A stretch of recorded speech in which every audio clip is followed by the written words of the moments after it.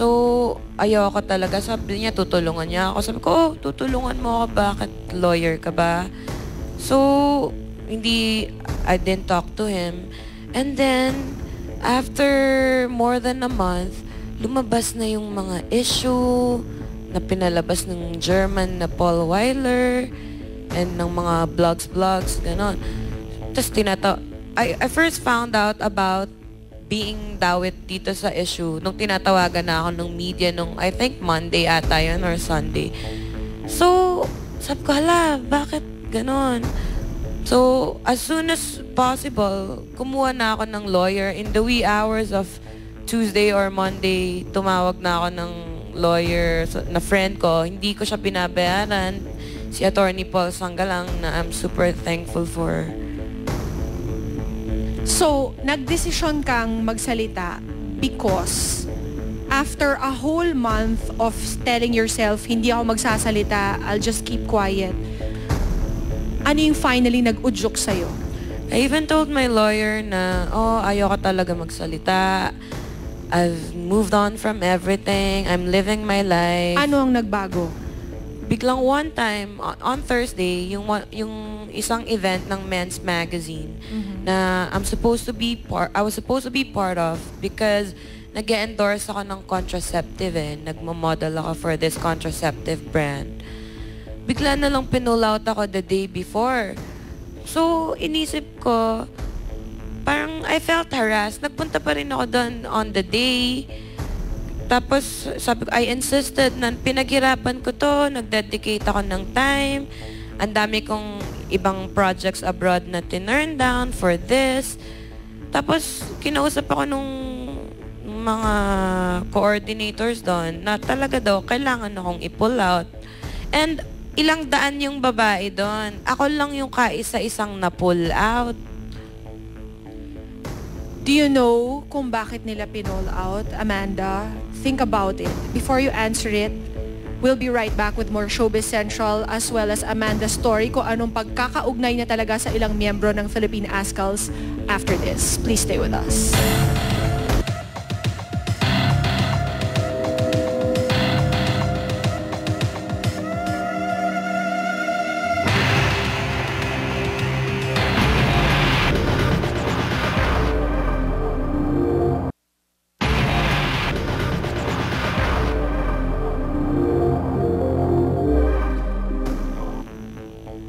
Kasama pa rin po natin si Miss Amanda Calling. And Amanda, dahil sa naging negatibong pangyayari di umano with the Ascals, marami na ring negatibong nangyari sa iyong buhay. Isa na yung sinabi mo sa amin na pull out ka sa isang show which is your bread and butter, isang pinagkukuhanan mo ng income for yourself. But how else has it affected you? Since naglabasa na sa mga pahayagan ang pangalan mo, in a not very positive light, anong naging epekto nito sa buhay mo? Ako, I grew up without a dad. So, sanay akong protektahan yung sarili ko. Sanay akong alagaan yung sarili ko. I'm a strong person and very resilient ako. Ang masakit sa akin, yung effect niya dun sa family ko, sa mga loved ones ko, sa mga kaibigan ko. I had one sobrang close friend to tell me na, totoo ba to? Kung totoo to, he's gonna kill himself.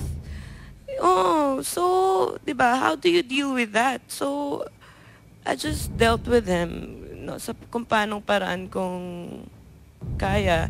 And then yung nanay ko, kasi hindi kami mayaman. Yung nanay ko natatakot na, ano ba yan? Ano nangyayari? Baka may pumunta daw sa bahay namin na kung ganyan. Ako rin, syempre, natatakot ako. Baka pag lalakad ako sa street, may babato ng takong sa akin. Tapos napapersecute ako. Diba? Ako na nga yung alleged na biktima. Wala na nga akong sinasabing masama sa kahit na kanino. Ako pa yung nakaka-receive ng bad effects. Harass ako out of my job. Napapersecute ako. Nilalait ako sa Facebook. Kung ano-ano. Ako naman, I believe in karma. So, For you, Amanda, ano yung pinakamasakit na narinig mo or naisulat tungkol sa'yo?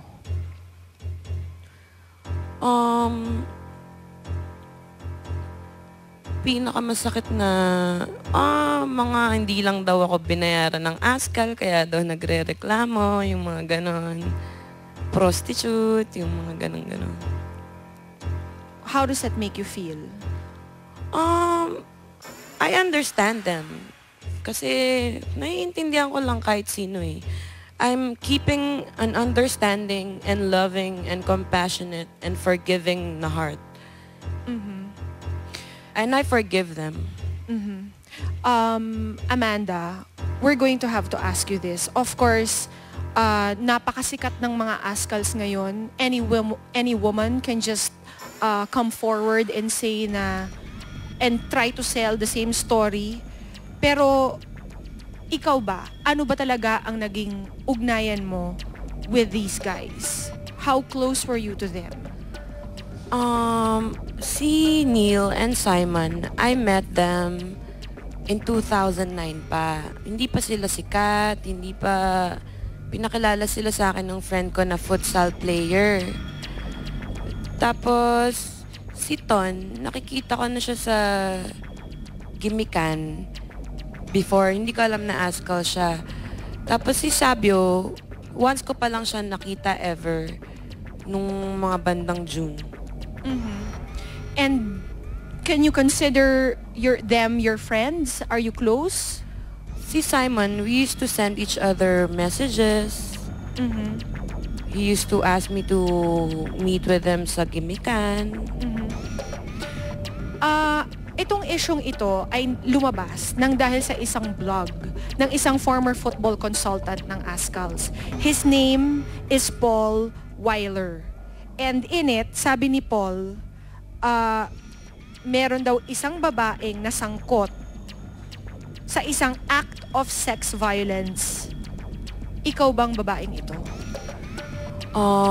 Cause na-consult ko na sa lawyer itong matter na to, and sabi niya, pag yun yung tanong, wag daw, kasi it's so sensitive eh. Ayoko magsinungaling, ayoko rin makasakit. I understand. If you're going to file a case, I'm sure, I understand kung sinabihan ka ng lawyer mo not to talk about it in public unless it might even affect the outcome of the case. Yeah. Pero, ano bang gusto mong ending para sa lahat ng ito? Gusto ko ng justice para sa justice ma-serve sa karapat-dapat. But hopefully, peace na lang talaga eh for everyone na involved. Sana everyone can just walk away from it peacefully. Pero Amanda, you realize that you're coming out in media and talking about it is not really the way to get peace between the two parties. So, have you studied that?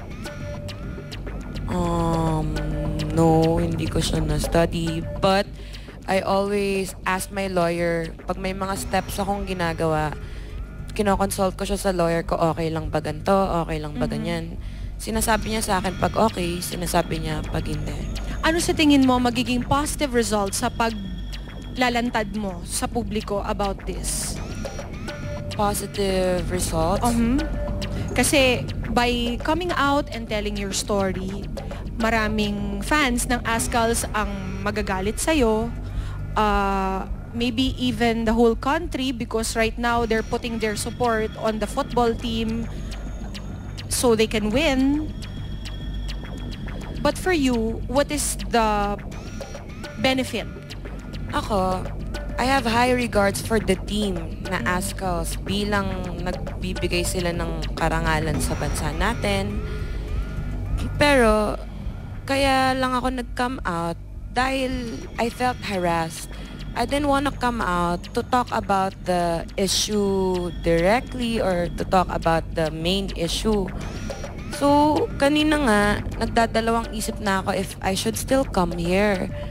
Pero sinabi ni Miss Malu na pumunta ka na dahil na-plug na, ganon. Dapat di na ako pupunta dito kasi parang, di ba, baka, ayun, ang dami, halo-halo rin yung nasa isip ko. I'm in so much pressure right now. Just imagine, di ba? Kung, di ba?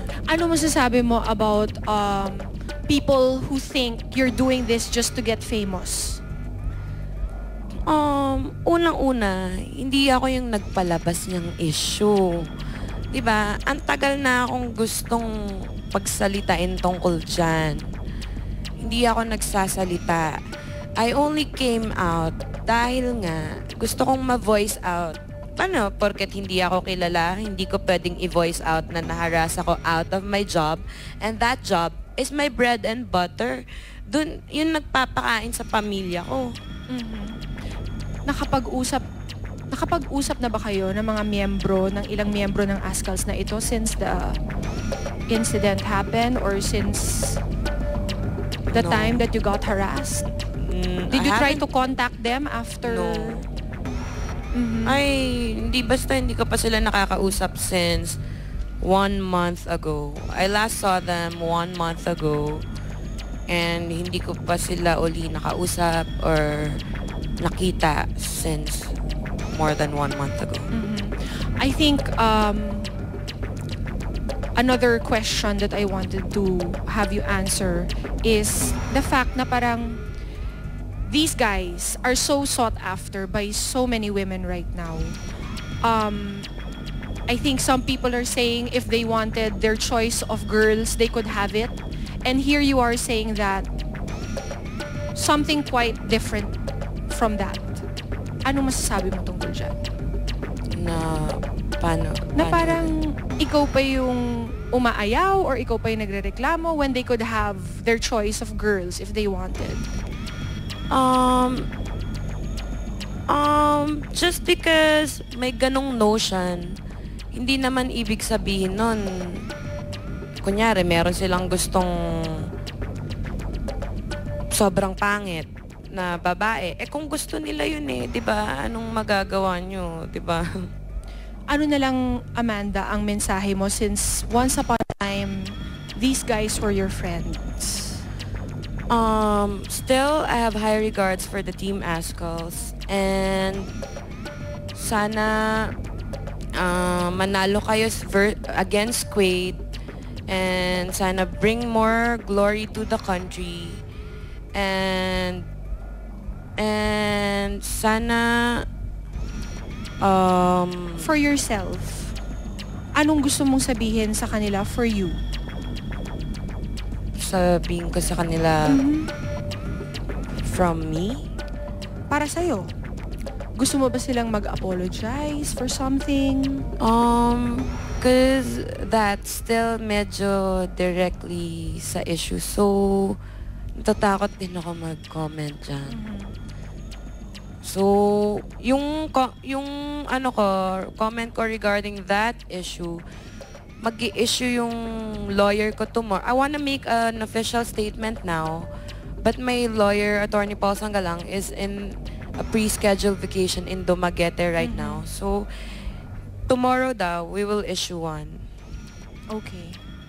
Ngayon na meron kang oportunidad to talk to people, anong gusto mong sabihin sa kanila? Maybe how they should judge you or not judge you? Is there something you want to say to them? What I wanna tell people is that wala pa namang napuprove, wala pang kaso. So, wag mo na nyong i-judge kahit sinong party. Kasi wala pang napuprove, wala pang kaso. And keep your faith sa Team ASCALS as a team, as football team. That's it. I'm not here to say bad things to anyone. Hindi talaga. I believe in forgiveness and compassion and love. At ang gusto mo lang mangyari talaga is... Sana matapos na yung issue and sana talaga everyone can just walk away from it peacefully. Yun talaga yung ultimate wish ko. But if not, edi at least sana justice will be served kung sinong karapat-dapat. Okay, Amanda, we appreciate your courage to talk this afternoon. And balitaan mo naman kami if you do decide in the future to file a case. I will, Pia. And thank you so much for having me here and listening and makapakinggan yung side ko. I know it wasn't very easy for you to come out also, considering all the biases and judgments. Maraming salamat sa'yo, Amanda. Maraming salamat. And our best wishes to all your future plans. At Thank you. mga taga Showbiz Central, bukas din po, syempre, ang Showbiz Central sa panig ng mga askal sa paglilinaw nila tungkol sa isyong ito, we would greatly appreciate it. Magbabalik po ang Showbiz Central. Stay with us.